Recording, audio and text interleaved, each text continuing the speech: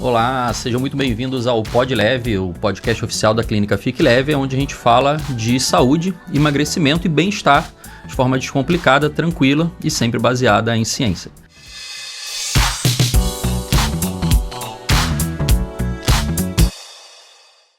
Hoje eu estou aqui com a Letícia, minha sócia e esposa, e com o Luiz Guilherme, que é o nosso psiquiatra lá na Clínica Fique Leve. A gente vai falar um pouquinho sobre alguns mitos que a gente ouve muito lá na clínica e nas consultas.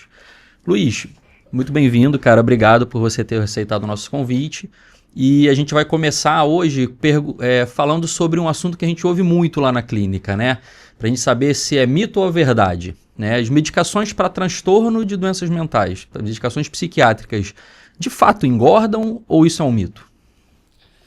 Primeiramente, bom dia. Obrigado, Letícia. Obrigado, Vitor, pelo convite. Um prazer estar aqui com vocês hoje para a gente falar sobre esses temas importantes que a gente vê no nosso dia a dia, que a gente sabe que podem agregar muito, né, para as pessoas que estão aí assistindo, né? Então, isso é muito importante. Esse é um tema central. Eu acho que todo psiquiatra, principalmente, e acho que todo médico, mas principalmente o psiquiatra, hoje em dia, esse talvez seja top 1 perguntas no nosso consultório, né? Poxa, doutor, essa medicação aí engorda, né? A gente sabe disso porque hoje em dia você tem muita informação sendo difundida, sobre os tratamentos, sobre os transtornos e também as medicações utilizadas. E aí, naturalmente, as pessoas têm essa preocupação. Poxa, mas será que eu vou ficar assim? Será que eu vou ficar sonolento? Será que eu vou ficar lentificado? Será que eu vou ficar dependente? E será que eu vou engordar? Então, é muito isso. De fato, essa é uma preocupação que precisa existir, tanto por parte do paciente, então a gente entende, não é que seja uma pergunta totalmente infundada, mas ao mesmo tempo também existe muita extrapolação em relação a isso, né? Nem tanto ao céu, nem tanto à terra, nem tanto à terra. Então acho que a gente vai poder elucidar bem essa questão aqui hoje. Não dá para colocar tudo num saco de gatos, né? Remédio para tratar a ansiedade ou, sei lá, qualquer outra coisa engorda, né? Então, a gente tem as medicações que, de fato, podem mexer em apetite. Tem alguns que são o pavor da endocrinologia. Mas tem também as medicações que vão ser neutras ou até vão ajudar a gente no processo. Não é verdade? Então, acho que é uma preocupação que é importante ser dividida com o paciente, né? Então, até pelo colega psiquiatra mesmo, às vezes chega um paciente que não tem excesso de peso, porque é fácil a gente pensar em não usar um remédio que aumente peso em quem já tem excesso de peso, né? Se chega alguém com obesidade, imagino que isso esteja mais presente na sua cabeça, né? Mas também nas pessoas que não têm excesso de peso, a gente ter esse olhar, que se começa a ter um ganho de peso com uma medicação que tem esse efeito colateral possível, que talvez a gente possa repensar a terapêutica, porque isso de fato é importante a gente evitar, né? E tratar doenças psiquiátricas em associação com a endocrinologia no tratamento de obesidade, faz sentido, Luiz? Faz todo sentido porque a gente sabe hoje que a obesidade e os transtornos psiquiátricos eles têm uma relação que o termo técnico utilizado, né, que é uma relação bidirecional, mas que basicamente quer dizer o seguinte, tanto os transtornos mentais predispõem à obesidade, ao aumento de peso, e ao mesmo tempo a própria obesidade também pode predispor transtornos mentais, numa relação bidirecional. Isso se deve muito a ter fatores em comum, né, fatores tanto da parte emocional, social, que tem a ver com a questão da regulação emocional e aí, naturalmente, você vai ter uma associação entre as duas coisas, né? E além disso, Letícia, acho que esse é um ponto muito importante, a gente sempre tem que olhar primeiro para o paciente. Não existe, as medicações, várias delas são eficazes, mas às vezes aquilo que é excelente para uma pessoa vai ser muito ruim para outra, né? Pode até ajudar, né, a pessoa a ter uma melhora do quadro, mas e o resto, né? E às vezes a gente como médico, a gente precisa se preocupar com o andamento do tratamento como um todo, com a pessoa conseguir manter aquilo, principalmente porque tanto quando a gente fala da obesidade, também dos transtornos psiquiátricos, na maior parte do tempo a gente está falando de condições crônicas. Então são condições que a pessoa vai caminhar com aquilo ali por muito tempo da vida dela ou pela vida inteira. Então, a gente precisa tentar fazer um tratamento que a pessoa consiga manter e que consiga naturalmente fazer com que ela ajude, com que ela tenha uma melhor adaptação em relação à vida dela, que ela aprenda formas de lidar com as dificuldades. E tudo isso vai ser importante, principalmente nessa escolha da medicação. Então, às vezes, para um perfil de paciente obeso, a escolha vai ser outra em relação às medicações, os cuidados vão ser outros, né, que não para uma pessoa que não tem sobrepeso ou obesidade. O que tem até baixo peso, né? Às vezes a gente tem os transtornos, a gente pensa muito, cai muito na mídia os transtornos psiquiátricos que aumentam o apetite e levam a ganho de peso, né? Mas a gente tem o outro extremo também, né? Onde o não comer vira um problema e às vezes o tratamento psiquiátrico ele vai envolver, sim, medicações que aumentam o apetite, porque é necessário, inclusive, recuperar o prazer de comer, o prazer da refeição e o hábito de comer para se nutrir também, né?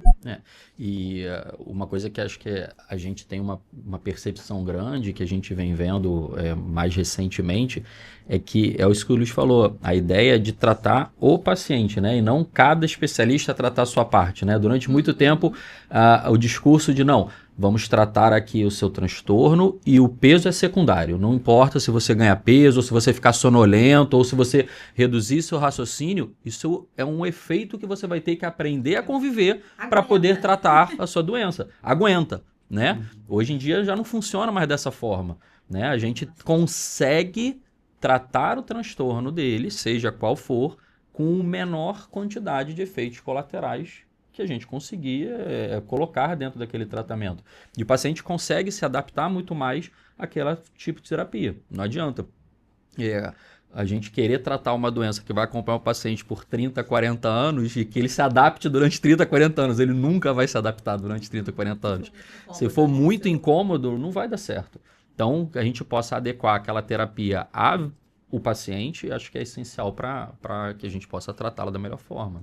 E esse é o cerne da Fique Leve, né? A gente passa muito, a gente repete muito isso porque é o que a gente busca. O paciente no centro e uma equipe ao redor. Então, é trazer os saberes que cada um tem, maiores e melhores, para chegar a um tratamento que seja eficaz e que faça sentido para aquela pessoa, né? Não tem fórmula de bolo, gente. Cada vez mais eu falo isso. Cada ser humano é único.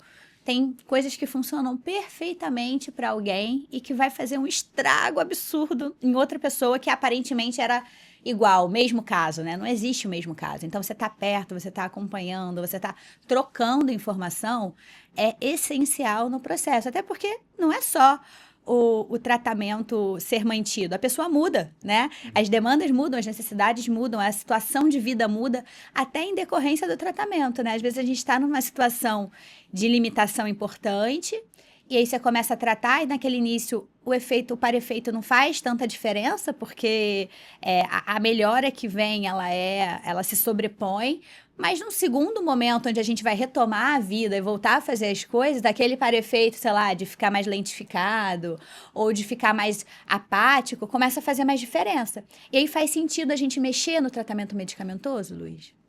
Faz, com certeza. Eu acho que é muito importante a gente estabelecer algumas coisas, né? Principalmente porque nos transtornos psiquiátricos, na medicina como um todo, mas quando a gente fala dos transtornos psiquiátricos, em geral, as pessoas costumam procurar muito a gente, né, o psiquiatra, o psicólogo, quando estão muito graves. Então, as pessoas estão ali passando por um momento muito difícil. Em geral, elas tentaram outras coisas, outras intervenções. E aí, olha, realmente não tá tendo como, eu preciso buscar ajuda. Eu tô muito deprimido, não consigo fazer nada. Eu tô muito ansioso, não consigo dormir, não consigo relaxar, né? Tô ali uma pilha de nervos, né? Tá irritado o tempo todo. Então, a pessoa busca ajuda porque ela não aguenta mais. E aí, claro, isso num primeiro momento, a gente tratando isso traz um alívio muito importante, a pessoa traz recuperação. É aí o que você falou, o segundo momento, a pessoa, ao longo do tempo, esse tratamento mais de manutenção, isso é muito importante porque aí a pessoa vai voltar para a rotina do dia a dia, e aí o foco dela vai se modificar. Naturalmente, algumas coisas que naquele momento ela não estava, quando ela estava em modo de sobrevivência, ela achava que aquilo era a coisa mais importante do mundo. Depois o foco vai mudar e ela vai buscar outras questões ali que possam melhorar. Eu acho que é muito importante até para a gente entender como as questões da mente, como as questões dos transtornos mentais, eles podem afetar o apetite. Por exemplo, numa depressão, é muito comum que haja um prejuízo no apetite.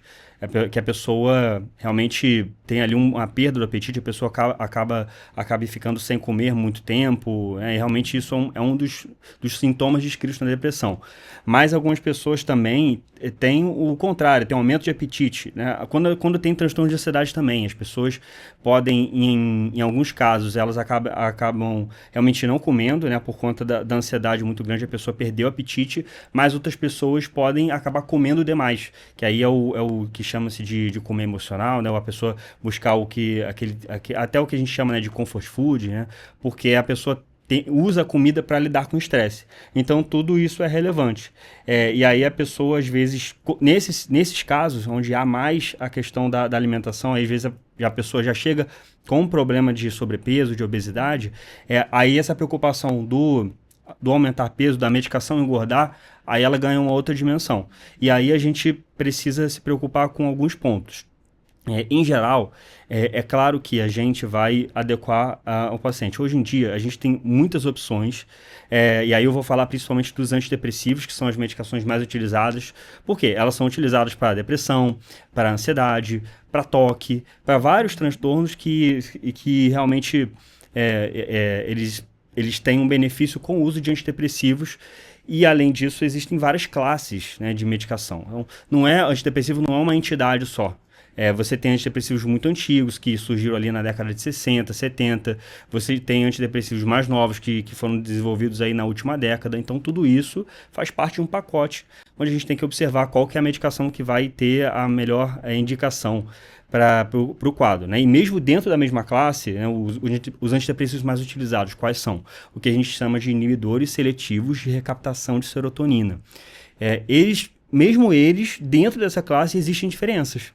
Então, existem medicações que têm um perfil realmente um pouco, que podem provocar um aumento de peso e outras não. Outras têm um perfil um pouco mais benéfico. Então, tudo isso a gente também leva em consideração o histórico, né? Às vezes a pessoa já utilizou, às vezes a pessoa já teve algumas respostas, né? Ou não. E aí, às vezes, para o caso dela, é indicado. E aí, assim, até o que é interessante é o seguinte, em geral, o maior benefício da pessoa se dá pela melhora do quadro, né? Até a questão, claro, a gente tem que monitorar o peso, mas muitas vezes a pessoa melhora, a pessoa melhora com a diminuição dos sintomas, né? Por exemplo, a pessoa está muito deprimida, ela realmente começa a tratar a depressão, começa a melhorar, aí ela começa Volta a ter apetite, né? Volta a ter apetite, né? E aí... Não porque o remédio aumentou o apetite, mas porque ela deixou de ter uma condição clínica que retirava o apetite dela. Exatamente, né? Aí voltou a comer e naturalmente vai voltar a ganhar peso. Ou o contrário, se a pessoa come muito, a pessoa tende a regular mais o apetite, e aí só que é isso, às vezes a pessoa associa o ganho de peso com medicação e não necessariamente, a gente tem dados às vezes de medicações que são muito relacionadas a ganho de peso, que o efeito não é tão grande assim. Através de estudos a gente consegue medir isso. Ou seja, a gente tenta ver esse perfil de segurança, mas muitas vezes a própria melhora do quadro já traz um benefício muito grande, né, em relação ao possível ganho de peso. Mas, claro, a gente, como médico, como pessoas responsáveis pelo cuidado da pessoa, a gente vai monitorar, a gente vai fazer todo esse cuidado para saber se não realmente não pode estar havendo um ganho de peso excessivo por conta da medicação. E aí existem formas, naturalmente, da gente manejar isso, né? Não é uma coisa que, nossa, ganhou peso, então acabou.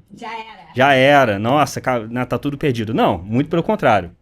O que eu enxergo que é muito importante validar essa queixa, porque a gente recebe, né, eu trato muito obesidade, então eu recebo muitos pacientes que vêm de colegas de todas as especialidades e, porventura, de psiquiatra, né, do acompanhamento psiquiátrico, que começam a se incomodar com o aumento de peso, começam a levar isso para o colega, começam a trazer, e às vezes naquela nossa rigidez cognitiva que a gente tem de, não, pô, esse remédio não engorda. Acabou, tipo, esse remédio não engorda, mas não entrega as ferramentas que a pessoa precisa para lidar com o sintoma que está incomodando. Beleza, o remédio não engorda, mas eu estou engordando, o que eu faço, né? Então, às vezes, você ter essa sensibilidade de que aquilo está incomodando aquela pessoa, que isso pode ser, inclusive, um motivo de abandono de tratamento.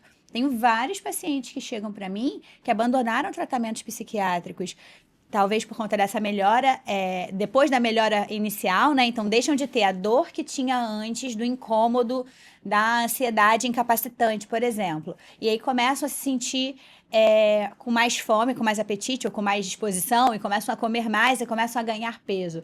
E associam a medicação e não tem esse suporte, esse acolhimento do profissional, da equipe que está ao redor, para falar, não, tudo bem, vamos encontrar uma forma para a gente frear o ganho de peso, né? E aí acaba achando que a única solução é parar a medicação. E às vezes coloca todas as medicações psiquiátricas nesse mesmo saco. Tem vários que chegam para mim e falam, mas eu não tomo remédio psiquiátrico porque remédio psiquiátrico me engorda, né? Então, você desfazer, você ter esse jogo de cintura, de entender que para aquela pessoa aquilo é muito importante e que tem que ser validado antes de virar obesidade. Isso é uma das bandeiras que eu levanto, né? Então, se uma pessoa ela tem, sei lá, um peso habitual de 55 quilos e aí em algum momento ela está com 68 e dizendo... eu não tô conseguindo, eu tô com mais fome, eu tô comendo mais, eu não tô conseguindo não comer. Ainda não é obesidade, ainda pode ser um sobrepeso ou nem ser sobrepeso, mas essa pessoa ganhou 13 quilos. Isso tem que ser validado, né? Se antes no 55 ela estava muito baixo peso, aí tudo bem, a gente vai fazer esse trabalho também. Mas eu enxergo muito que, infelizmente, os colegas, eles ainda empurram muito com a barriga, né? Espera virar uma obesidade grau 2, sei lá, um IMC de 35, de 40, para aí sim isso virar um problema. E eu enxergo na psiquiatria a mesma coisa que eu enxergo no tratamento de obesidade, né? A gente vem de uma era anterior, recente, com opções muito ruins, muito limitadas, ruins não, mas assim, limitadas e com muito para-efeito, né? Então, quando a gente fala de tratamento para perda de peso, o que vem no imaginário coletivo é lá, sei lá, fenproporex, anfepramona, diobese, sibutramina, né? E medicações que eram colocadas todas naquelas fórmulas magistrais, a pessoa tomava um bando de coisa, ficava acelerada, não dormia, tinha a sensação de que ia morrer, emagrecia, mas tinha que parar de usar rápido, porque aumentava o risco cardiovascular, e quando parava de usar, ganhava tudo de novo, né? E aí quem passou por isso na juventude, ou que viu a mãe passar, às vezes nossos pacientes, eles não passaram, mas eles viram, né, a mãe nessa situação, já vem com um preconceito de tratamento para a obesidade muito grande. E eu acho que isso acontece na psiquiatria também, né? Há 30, 40 anos atrás, a gente tinha opções menos eficazes e mais cheias de efeito colateral, com mais para-efeito, né? Então, eram realmente reservadas para aquelas pessoas que estavam em quadros muito graves, né? Você esperava ficar insuportável para usar um remédio que era insuportável também, para trazer esse efeito para menos ruim, digamos, né? Mas hoje a medicina mudou, né? A gente tem que dar valor a isso. O tratamento de obesidade mudou 100%. Hoje a gente tem remédios que de fato tratam obesidade, que a gente não tinha. E na psiquiatria essa evolução também foi fantástica, né? Então, o quanto essas novas moléculas que foram desenvolvidas de forma mais direcionada mudam essa percepção de efeito colateral e de ter que escolher se você fica com transtorno mental ou se você fica sem ser você, né? Porque alguns pacientes traziam isso, né? Ou eu fico sem dormir, ou eu fico numa versão que não sou eu, que é um avatar dormente que só existe. Isso incomoda demais. Você ainda vê isso com as drogas novas? Então, é um assunto muito complexo. Porque na verdade, hoje em dia, né, claro, a forma como as pessoas lidam hoje com os quadros, né, os transtornos mentais e as questões todas envolvendo a saúde mental, a psicologia, isso mudou muito, né, nas décadas recentes, né? E hoje em dia a gente tem muita informação à disposição. Isso tem sempre fenômenos como esse, fenômenos complexos, a gente tem questões que podem ser positivas e questões que podem ser negativas. Então, as questões positivas, claro, as pessoas têm mais informação, as pessoas podem buscar entender mais sobre os próprios problemas, buscar mais ajuda, né, ter mais acessibilidade em relação a isso, até para entender se elas sofrem de algo, né, se elas podem estar sofrendo com alguma coisa, e aí, naturalmente, buscar uma ajuda adequada, um profissional adequado para lidar com aquilo. Agora tem o outro lado, que também são as informações que muitas vezes são inverídicas ou imprecisas sobre aquele determinado assunto, né? Inclusive, hoje já existem dados sobre conteúdos de determinados transtornos que são divulgados nas redes. Recentemente saiu um estudo muito importante que avaliou os conteúdos de TDAH utilizados principalmente no TikTok, e ele mostrou que a grande parte dele, mais 70% deles, continha imprecisões ali, né? Eram feitos por não profissionais e continham imprecisões ou informações que não eram verdadeiras, ou mesmo às vezes dentro de dados, né? Você tem interpretações ali equivocadas, extrapolações. Então, hoje em dia, naturalmente, a gente precisa tomar muito cuidado com isso. E aí, onde isso entra aqui? As pessoas, naturalmente, vão falar sobre sua experiência, isso tem seu valor, mas não necessariamente a coisa vai ser daquela forma, né? E aí, você tem um ponto que eu acredito que é o fundamental dentro da nossa prática, dentro do nosso tratamento, que é a confiança. A pessoa ver ali em você alguém que tem um olhar para ela adequado, um olhar compassivo e ao mesmo tempo dedicado, no sentido de querer que ela melhore, e ela ver isso como algo benéfico. Por quê? Na maior parte das vezes as pessoas constroem essas questões porque não foi explicado para elas. Elas não tiveram uma explicação adequada sobre quais que eram os efeitos daquilo que ela estava tomando, como aquilo poderia afetá-la, ou uma abertura, realmente, que nem você estava falando, né? A pessoa sentir que pode falar sobre aquilo. Por exemplo, o ganho de peso, sentir que pode falar sobre aquilo. A pessoa precisa sentir isso dentro da terapia. Sim. Aí você imagina se a pessoa vai, como qualquer profissional de saúde, né? Médico ou não, a pessoa vai e fala assim, é isso aqui, pronto, tchau. Né? Toma isso aqui. Mas por que eu estou tomando? Qual é o meu diagnóstico? Como isso vai me afetar agora, no longo prazo? Quais vão ser as consequências ou não? E aí a pessoa sentir se ela tem uma abertura para falar sobre isso, tudo fica muito mais fácil. E as coisas são muito manejáveis, entendeu? Então, na maior parte do tempo, isso se dá por uma falta de confiança, porque a pessoa já chega com essas desconfianças. A pessoa já chega, que nem você tá... Com o pé atrás. Exatamente, com o pé atrás. Tá falando... Os 2 pés atrás, às vezes, exatamente. Né? Tá falando da questão da obesidade, né? As pessoas chegam com o pé atrás, elas chegam o quê? O remédio engorda, o remédio me dá dependência, o remédio vai me deixar mal, vai me deixar sonolento, vai me deixar irreconhecível como pessoa, não vou saber quem eu sou. E muitas vezes não é assim, na maior parte das vezes não é assim, né? Principalmente nas medicações mais utilizadas. É claro que existem casos graves onde a pessoa, infelizmente, vai ter que conviver com os efeitos colaterais, mas até isso tem jeito. Até isso a gente consegue manejar através de um acompanhamento clínico adequado, através dessa confiança. Então, mesmo que haja efeitos colaterais, mesmo que a pessoa tenha que manter aquilo, muitas vezes dá para manejar, mas para isso precisa ter a confiança dos profissionais envolvidos ali no cuidado da pessoa. Né? E acho que o Luiz usou uma palavra-chave, né, assim, que é confiança, e a confiança, ela vem da tua disponibilidade. Muitas vezes a pessoa não confia naquele profissional que está tratando porque ela não consegue ter acesso àquela pessoa para tirar as dúvidas, para poder perguntar o que está acontecendo, se é daquele jeito mesmo, ela sentiu uma determinada coisa, é isso que é para acontecer? É normal ou isso está acontecendo só comigo? Né? A pessoa não sabe, né? A pessoa ela tem a experiência única e exclusivamente dela. Aquele profissional que está tratando tem a experiência dele como todos os outros pacientes que ele trata. Então a confiança eu acho que ela é a palavra-chave dentro desse tratamento, mas que vem através de disponibilidade e acesso. Né? Eu acho que isso faz toda a diferença para que você possa criar de fato confiança. Sem isso, eu acho que não vai ter confiança com nenhuma das duas partes. Né? E se você quer uma equipe para confiar, para ter acesso e para cuidar de você como um todo, vem para a Clínica Fique Leve e deixa a gente cuidar de você.